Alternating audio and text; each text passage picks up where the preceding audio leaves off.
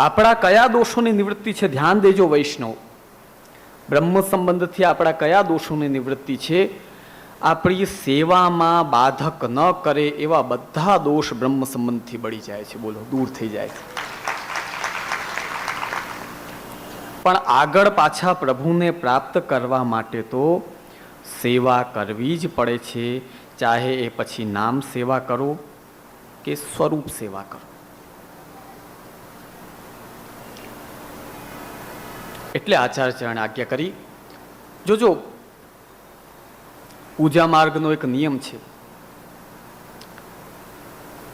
તમારે ગોરબાપા હોય ને, એ હાથમાં દર્ભ લઈ પૂજાના જેટલા દ્રવ્ય હોય એ બધા ઉપર પ્રોક્ષણ કરે. તમારા પોતા ઉપર પ્રોક્ષણ કરે. આસન બિછાવે તો એમાંય પ્રોક્ષણ. આ બધું શેના માટે ખબર છે? પૂજામાં અંતર્ગત કોઈ દોષ ન રહી જાય અને પૂજાનું સુંદર અને ઉચ્ચ ફલ તમને પ્રાપ્ત થાય. એટલે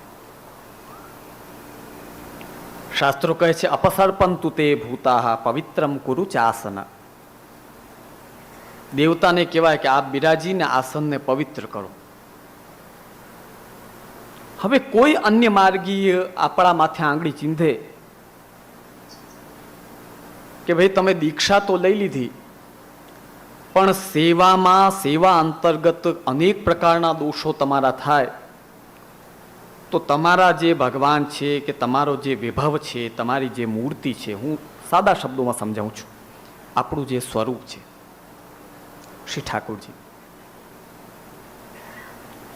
તરત અન્ય માર્ગી કહેશે કે તમારી ભક્તિ ફલિત થાય જ નહીં, કારણ કે જીવ તો દોષથી ભરેલો છે અને એ દોષ કરે તો સામે બેઠા વિભવ એની આપેલી વસ્તુ સ્વીકાર ન કરે. શ્રી આચાર્યચરણ આજ્ઞા કરે છે, જ્યારે ભગવાન તમને કહી દે કે તું મારો છો, પછી 5 પ્રકારના દોષો સહજાહ દેશકાલોત્થાહ લોકવેદ નિરૂપિતા સંયોગજા સ્પર્શજાશ્ચ ન મંતવ્યાહ કથંચન. પછી એ દોષો લાગુ નથી પડતા જ્યારે ભગવાન વર્ણિ કરી લે.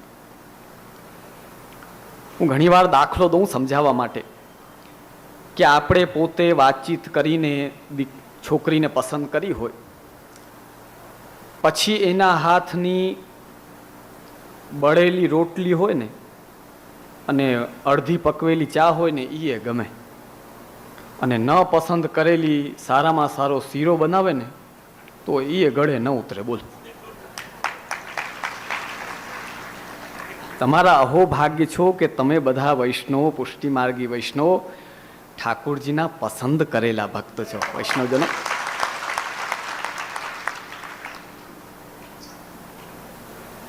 વર્ણિ કરી છે એટલે સેવામાં દોષ આડા ના આવે. જો અપરાધ 2 પ્રકારના છે, લોકના અપરાધ, લૌકિક અપરાધો, લૌકિક વૈદિક અપરાધો, અને સેવા અંતર્ગત અપરાધ. તમે સેવા કરતા હો ને નખ બહુ વધેલા હોય હાથના અને ઠાકોરજીને નખ ચૂબે, આ અપરાધ ક્યાંય શાસ્ત્રોમાં લખેલા નથી. આ સેવાગત અપરાધ છે. પછી ઘણાને બોલવાનો બહુ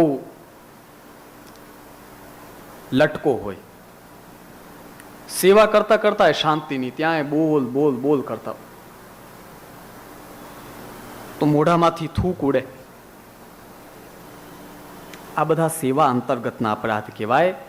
આ બધા જ્યારે સર્વોત્તમ સ્તોત્ર કરો, યમુનાષ્ટકના પાઠ કરો, અષ્ટાક્ષરની માળા કરો, આ બધાથી આ સેવા અંતર્ગતના અપરાધો છે એ દૂર થાય અને શ્રી ઠાકોરજી કૃપા કરે.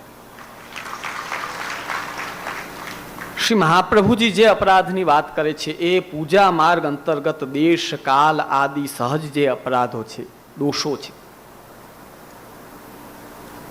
તેની નિવૃત્તિ બ્રહ્મ સંબંધ માત્રથી થઈ જાય છે.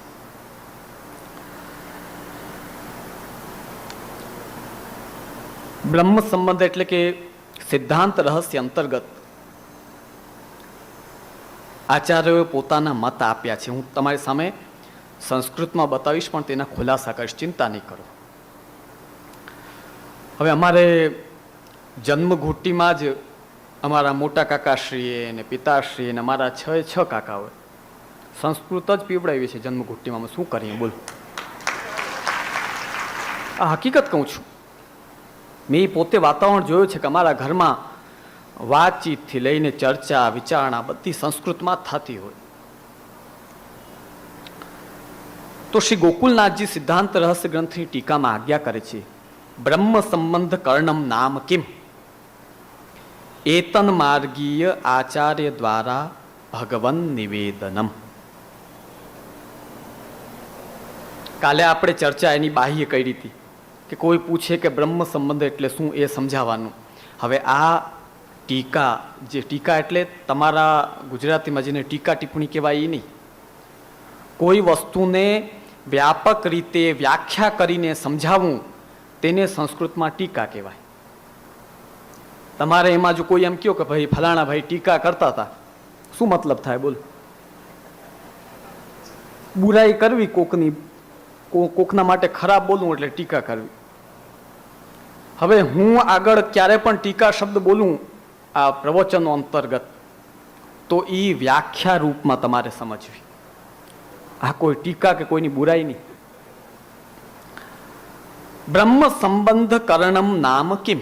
શ્રી ગોકુલનાથજીએ પ્રશ્ન કર્યો છે, બ્રહ્મ સંબંધ થવું એટલે શું? એતન માર્ગીય આચાર્ય દ્વારા ભગવન નિવેદનમ. કોઈ ભાઈજી કે બાઈજી દ્વારા નહીં, આ સંપ્રદાયના વલ્લભ કુલના આચાર્ય દ્વારા હાથમાં તુલસી રાખીને જે તમે બોલો અને આચાર્ય હાથમાં લઈને પ્રભુના ચરણમાં સમર્પે, આ જે વિધિ છે તેને બ્રહ્મ સંબંધ કહેવાય છે.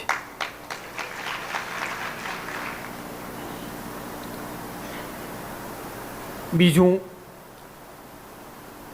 શ્રી ગોવિંદરાયજીના સુપુત્ર દ્વિતીયલાલજીના પુત્ર શ્રી કલ્યાણરાયજી, બ્રહ્મ સંબંધ કર્ણમ નામ સાક્ષાત પુરુષોત્તમ સંબંધ કર્ણમ. બ્રહ્મ સંબંધ એટલે કોઈ તમે સાદા દેવી દેવતાની આગળ નિવેદન કરો છો એમ નહીં માનતા. સારસ્વત કલ્પમાં શ્રી યશોદાજીની ગોદીમાં જેમણે આનંદ લીધો, સારસ્વત કલ્પમાં નંદરાયજીનો જેમણે પ્રેમ લીધો, સારસ્વત કલ્પમાં વ્રજ ભક્તો સાથે જેમણે બાલ ક્રીડા કરી, અને સારસ્વત કલ્પમાં રાસ દ્વારા ગોપીઓને જેમણે પરમ સુખ આપ્યો, એવા વ્રજાધિપ કૃષ્ણ, એવા પૂર્ણ પુરુષોત્તમ સાથે સંબંધ એટલે બ્રહ્મ સંબંધ.